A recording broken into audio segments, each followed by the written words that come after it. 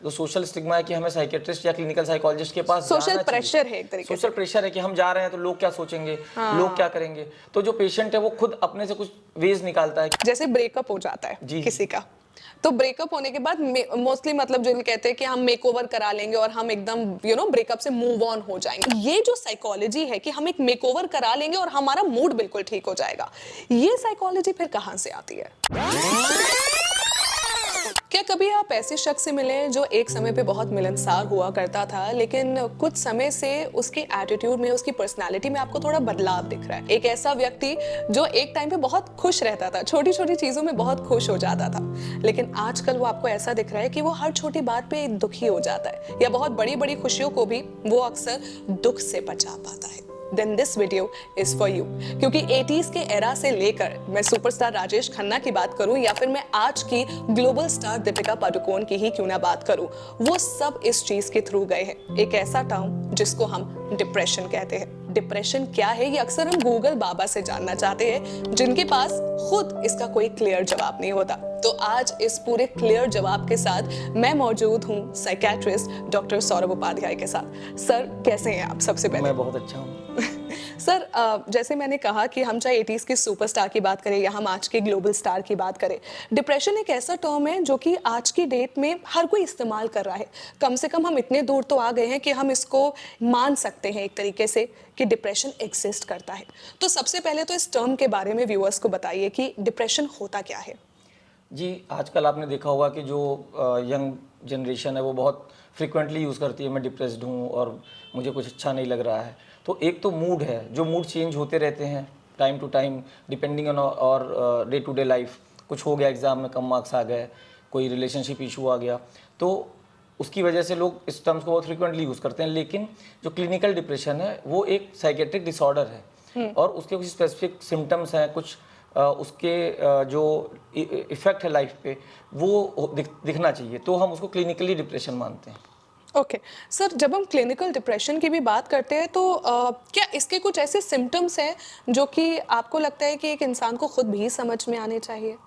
जी बिल्कुल, सिम्टम्स ऐसे हैं कि जैसे कोई एक पर्सन है जो बहुत अच्छा है, अपनी लाइफ में सब कुछ सही कर रहा है, उसे सब कुछ सही लग रहा है, चीज़ों को एंजॉय कर रहा है, लेकिन अगर एक पर्टिकुलर ड्यूरेशन हम लोग देखते हैं कि कम से कम 2 वीक्स तक अगर लगातार उसे लग रहा है कि मन नहीं सही है, उसे उदासी है, बिना बात के रोना आ रहा है, कुछ भी अच्छा नहीं लग रहा है, जो काम वो एंजॉय करता था पहले उसे अब वो बिल्कुल एंजॉय नहीं कर पा रहा है, तो नींद कम हो जाती है, कभी कभी बहुत ज़्यादा बढ़ जाती है, कभी भूख है जो कम हो जाती है, वेट लॉस हो जाता है और भूख कम लगने लगती है।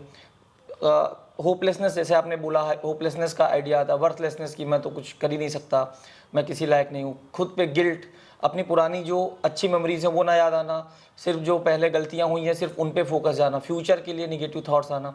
तो ये जो सिम्टम्स हैं वो कहीं ना कहीं डिप्रेशन के हैं और एक सिग्निफिकेंट इम्पेयरमेंट कॉज करते हैं, जो हमारी लाइफ है, जो हमारा डे टू डे एक्टिविटीज़ है, उसमें बहुत ज़्यादा प्रॉब्लम ये क्रिएट कर देता है, जबकि अपरेंट रीज़न एज सच नहीं मिलता है, छोटी छोटी बातों पे ही ये प्रेसिपिटेट हो जाता है, तो हम उसे क्लिनिकली डिप्रेशन कहते हैं।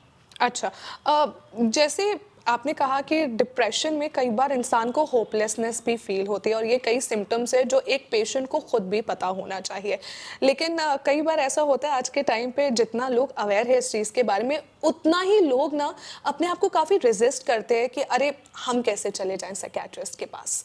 जैसे अगर भाई पेट में बीमारी होती है तो फिर आप जाते हैं ना किसी भी डॉक्टर के पास, उनके प्रोफेशनल एक्सपर्ट के पास जाते हैं।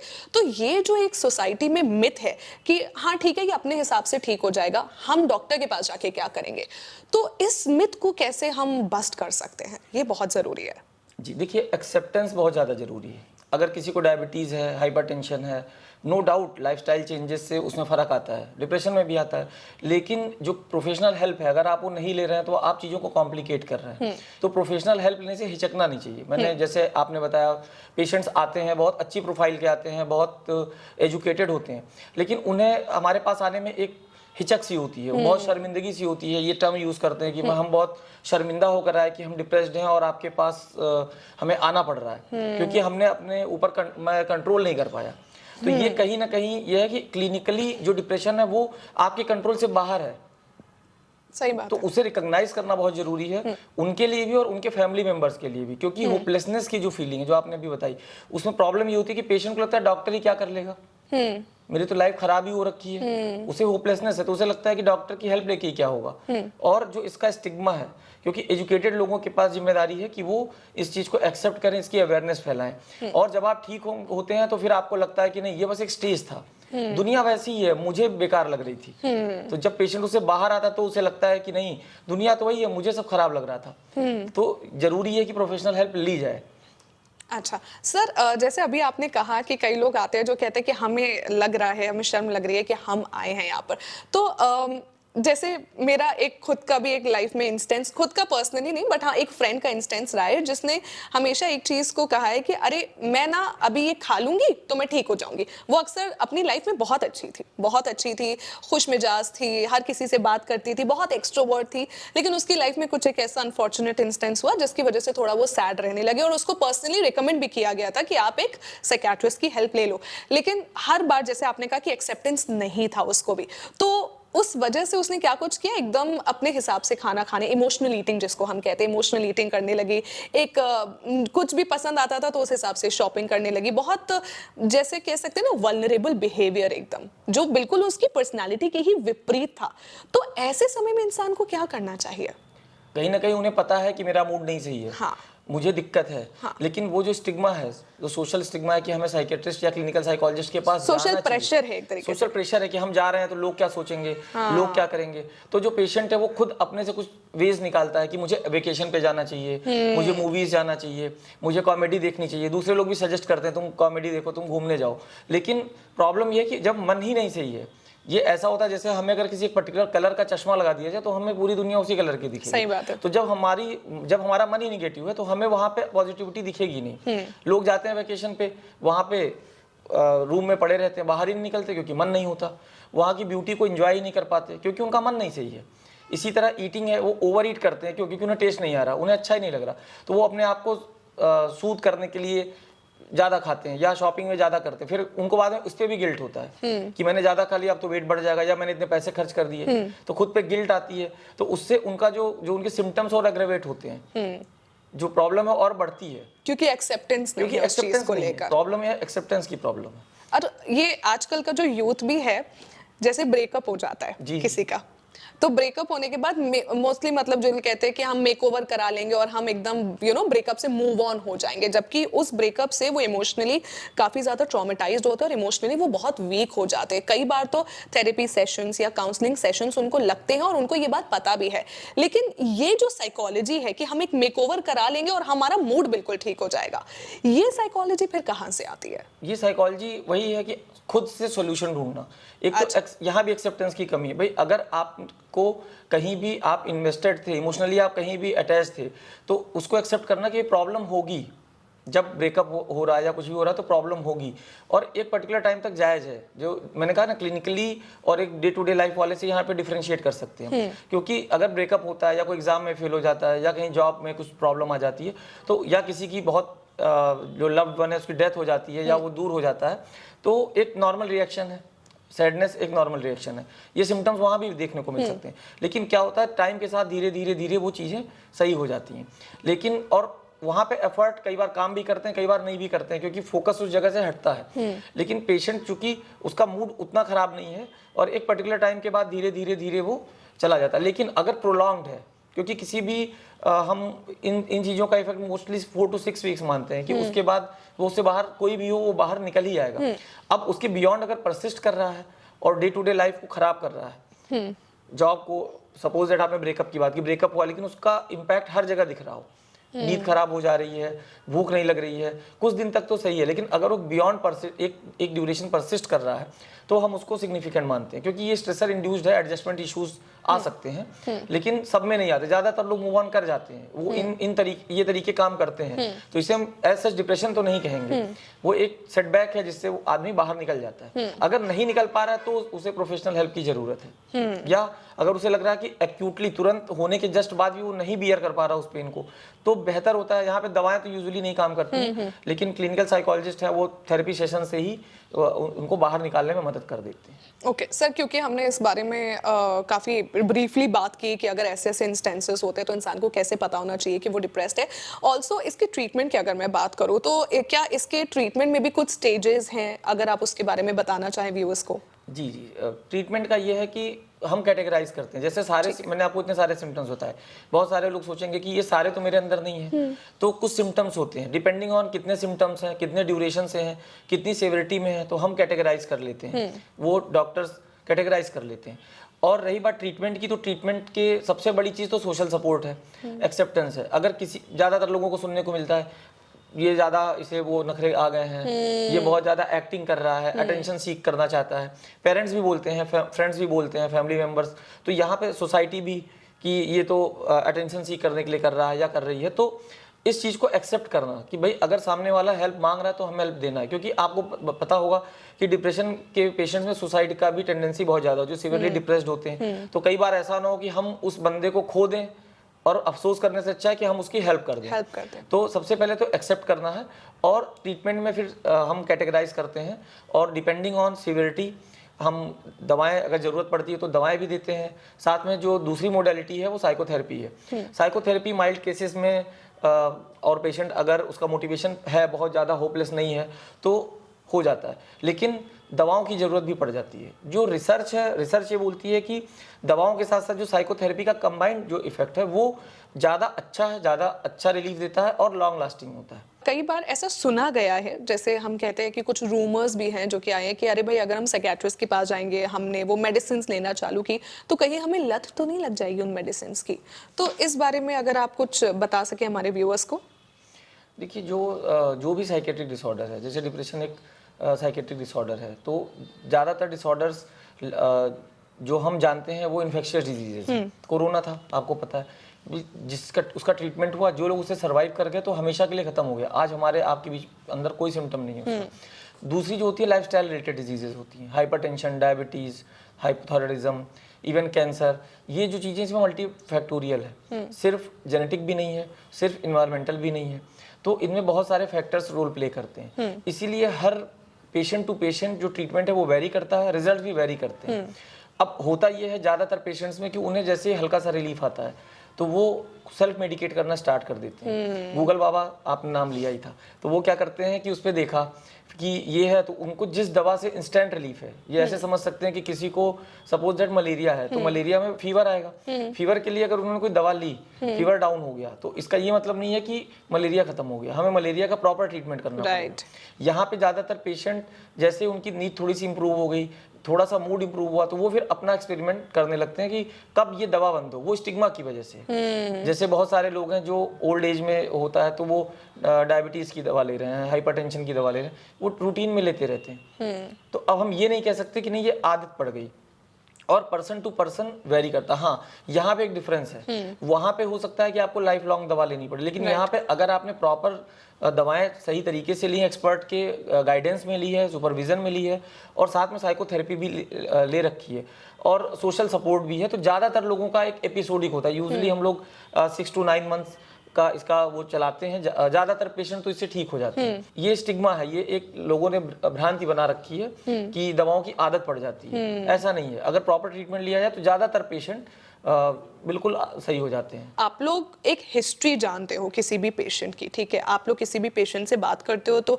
एक आप लोग का अपना एक कम्युनिकेशन होता है। तो मैं बस ये जानना चाहूँ, क्या हाल फिलहाल में आपकी कोई ताज़ा मेमोरी में कोई ऐसा इंसिडेंट या ऐसा कुछ जो आप शेयर करना चाहोगे कि 3 महीने पहले एक इंसान क्या था और 3 महीने बाद फॉर एग्जाम्पल क्या हो गया? जी देखिए, अब इसमें दोनों चीज़ें हैं। जैसे जो हमारा आजकल सोशल मीडिया है, जो मीडिया और जो अवेयरनेस का एग्जांपल दूंगा कि बहुत ही लोअर आप सोशियो इकोनॉमिक स्टेटस का बंदा था, और वो किसी तरीके से छोटी मोटी दुकान लगा के वो अपना काम कर रहे थे। उन्होंने कहीं पे देखा कि उन्हें सिम्टम्स फील हो रहे थे, और वैसे वो खुश थे लाइफ में, ऐसा नहीं है, जिस भी जहाँ भी थे वो खुश थे, लेकिन संतुष्ट थे। लेकिन उनको धीरे धीरे ऐसा लगा कि मुझे कुछ अच्छा नहीं लग रहा है, या कॉन्फिडेंस, कस्टमर आ रहा है, कस्टमर से उन्होंने बताया कि मैं कस्टमर से बात ही नहीं कर पाता। यूजुअली हम भी जाते हैं, छोटी सी दुकान हो, कुछ भी हम बार्गेन करने की आदत है इंडियंस में कि भाई हमें तो ये तुम इतने का दो, तो वो बोल रहे थे कि सर मुझे मतलब अंदर से आता नहीं कि मैं इनसे थोड़ा सा बार्गेन करूं। पहले मैं बहुत अच्छे से कर लेता था और जो रूटीन में रहता है कर लेता था, लेकिन अब मुझे लगता है कि मैं ना करूं, वो जा रहे हैं जाने दो। फिर बिजनेस में लॉस होने लगा, कहीं ना कहीं उनको इतना कॉन्फिडेंस लूज हो गया कि वो पैसे गिन के देते तो लगता था कि मैं पैसे जो है नहीं गिन पा रहा हूँ। उनको लगता था मेरी मेमोरी बहुत कमजोर हो बार गई बार है। रिवाइज करे कि गलत गिन रहा वो हूँ या ऐसे। गलत, उनका कॉन्फिडेंस ही नहीं रहता था, मन ही नहीं करता था कि वो फिर बाद में लगता था मैंने गलत तो नहीं दे दिए। फिर और गिनने का भी दोबारा मन नहीं करा, मिलाते भी नहीं थे कि हाँ प्रॉब्लम क्या है। नींद बिल्कुल डिस्टर्ब हो गई थी, और फैमिली मेंबर्स इतने एजुकेटेड नहीं थे कि वो इस चीज़ को रिकॉग्नाइज कर पाए। तो उन्होंने खुद ऐसे ही कहीं पे कोई वीडियो देखा तो उन्हें लगा कि नहीं ये तो प्रॉब्लम है, तो उन्होंने अपने भाई को बताया। तो भाई वही जो आपने बताया कि चलो हम तुम्हें कहीं वहाँ मंदिर में घुमा के लाते हैं, वहाँ घूम के आते हैं, तुम बहुत ज़्यादा काम कर लिए हो, सुबह से रात तक तो लगे ही रहते हो, तो चलो तुम्हें घुमा के लाते हैं। तो वहाँ भी वो कुछ नहीं किया, जो हमने आपको एग्जाम्पल दिया था, तो वो वहाँ पे पड़े रहे। फिर वो जब मेरे पास आए तो अब उतना एजुकेशन नहीं था। ज़्यादातर लोगों को लगता है कि ये सर्दी जुकाम जैसा है कि डॉक्टर साहब के पास गए, 5 दिन की दवा दे दी, अब तो ठीक हो जाना चाहिए, ज़्यादा से ज़्यादा 10 दिन खा लूंगा। तो उन्होंने मतलब आपको विश्वास नहीं होगा, उन्होंने डेली टेक्स्ट करना, डेली मैसेज करना, सर ये लग रहा है, सर वो लग रहा है। फिर मेरा एक ही रिप्लाई होता था कि आप वेट कर लीजिए थोड़े दिन, और 1 से 1.5 महीने लगते हैं तो सिम्टम्स रिजॉल्व। हम ट्रीटमेंट करते हैं to cover other risk factors कि रिलैप्स ना हो, इसलिए करते हैं, दोबारा ना आ जाए। लेकिन ज़्यादातर लोगों को 1 से 1.5 महीने में रिलीफ आने लगता है। तो वो उसके बाद 1 से 1.5 महीने बीते तो उनके मैसेजेस कम हो गए, तो मुझे लग गया हाँ अब ये ठीक हो गए। फिर वो मिलने आए, धीरे धीरे अब तो काफ़ी सही है। ऐसे उस स्टेटस में तो हमें उम्मीद नहीं थी, तो उन्होंने बहुत सारे लोगों को अवेयर किया। इवन जो साइकोसिस के पेशेंट थे, जो झाड़ फूक और इसमें बहुत ज़्यादा बिलीव करते थे, उनको भी लेके आए कि नहीं भाई आप ट्रीटमेंट लो, इसका ये साइकेट्रिक डिसऑर्डर है। तो ये बहुत बड़ा स्टिग्मा भी है और कहीं ना कहीं अवेयरनेस की कमी है। तो मैं उनको देखता हूँ तो मुझे बहुत खुशी होती है कि मतलब इतना ड्रामेटिक इम्प्रूवमेंट दिखा। तो उसका बस मुझे एक क्रक्स जो उसका मैं ये रीज़न अगर समझता हूँ कि उन्होंने बहुत अर्ली ट्रीटमेंट सीख कर लिया।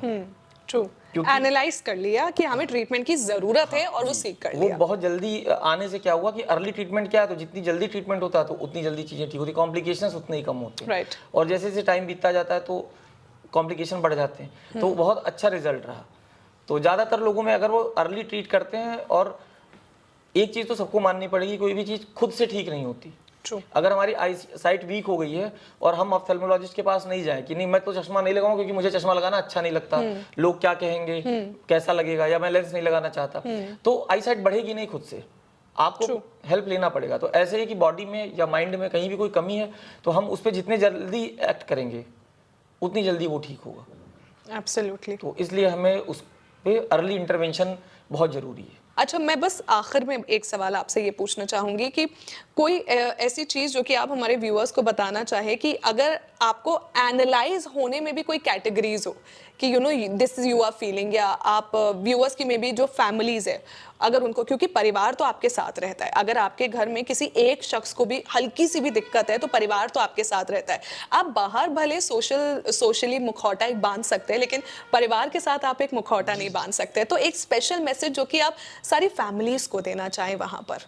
जैसे मेरे फ्रेंड्स हैं, कोई मेरा फ्रेंड है, वो अगर कॉल को रिप्लाई नहीं करता है, मैसेजेस को रिप्लाई नहीं करता है, तो चूंकि मैं एक साइकेट्रिस्ट हूँ तो मैं अलर्ट हो जाता हूँ कि भाई क्या बात है। तो ऐसे ही जो फैमिली मेंबर्स हैं, आपका कोई फ्रेंड है, तो हमेशा ये सोचिए कि ये ऐसा क्यों कर रहा है, क्या कर रहा है, उससे जज करने की बजाय क्यों कर रहा है, क्योंकि चेंज दिख रहा है, पहले ऐसा नहीं था तो अभी क्यों ऐसा हो गया। पर्सनालिटी में थोड़ा अगर हमें चेंज दिख रहा है उसके बिहेवियर में कि पहले तो अल्कोहल नहीं लेता था या अकेजनल लेता था, बहुत लेने लगा, या पहले तो इसकी रूटीन बहुत अच्छा था, बहुत अच्छे से काम करता, कोई कलीग है बहुत अच्छा काम करता था, अभी वो उसका इम्पेयरमेंट हमें दिख रहा है, तो हमें उसको जज नहीं करना कि नहीं ये तो करता ही नहीं, हमें देखा क्यों नहीं कर रहा, उससे हमें बात करनी चाहिए कि आपको क्या, मैंने ऐसा नोटिस किया है तो क्या प्रॉब्लम है, तो मे बी आप उसके लिए बहुत हेल्पफुल हो। फैमिली का रोल बहुत ज़्यादा इंपॉर्टेंट है। सबसे बड़ी चीज़ है कि एक्सेप्ट करना और ये चीज़ मानना कि जो सिम्टम्स आ रहे हैं उस बंदे को, वो उसकी, जैसे किसी को बुखार आता है तो हम ये नहीं कहते ना कि तुम क्यों अपने आप को बुखार ला रहे हो। हाँ, एग्जैक्टली सच किसी बात को उल्टी आ रही तो हम नहीं कहते तुम क्यों खुद उल्टी कर रहे हो, क्योंकि हमें पता है कि इसकी बॉडी में कोई प्रॉब्लम है। ऐसे ही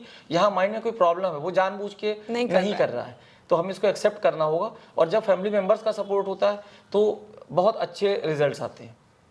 perfect sir, thank you so much हमारे साथ जुड़ने के लिए। आई होप सारे व्यूअर्स को उनके सारे सवालों के जवाब मिल गए होंगे, बट इन केस अगर कोई भी और सवाल है जो कि आप पूछना चाहते तो आप कमेंट कर सकते हैं हमारे इस वीडियो पर। Thank you so much sir.